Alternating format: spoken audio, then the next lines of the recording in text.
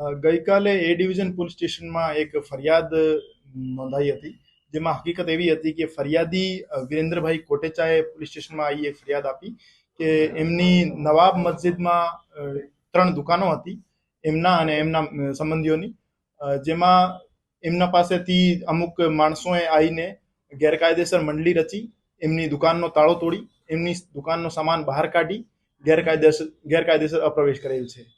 તો એના માટે એ ડિવિઝન પોલીસ સ્ટેશનમાં ફરિયાદ નોંધાઈ છે અને અત્યારે તપાસ ચાલુ છે. પ્રથમ દ્રષ્ટિએ એવું જાણવા મળ્યું છે કે દુકાન ભાડુઆત તરીકે દુકાનમાં ફરિયાદી રહેતા હતા અને લાંબા સમયથી એમના પાસે દુકાનનો કબજો હતો.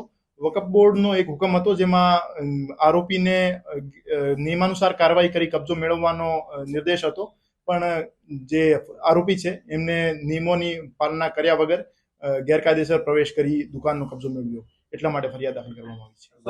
આ રીતની જે પ્રક્રિયા હોય જેમાં લાંબા વર્ષોથી કબજો હોય કોઈનો, તો એ ખાલી કરાવવાની કાયદેસર પ્રક્રિયા શું હોય?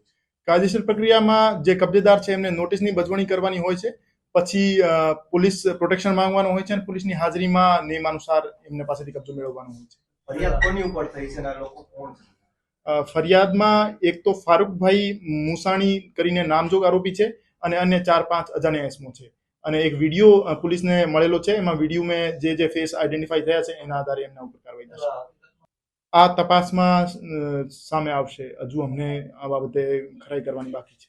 ઓર્ડર સાચો છે કે ખોટો, કે પછી નોટિસ છે કે એમાં ઓર્ડરનો વકફ બોર્ડથી વેરિફિકેશન કરવામાં આવશે. પ્રથમ દ્રષ્ટિએ સાચો લાગે છે.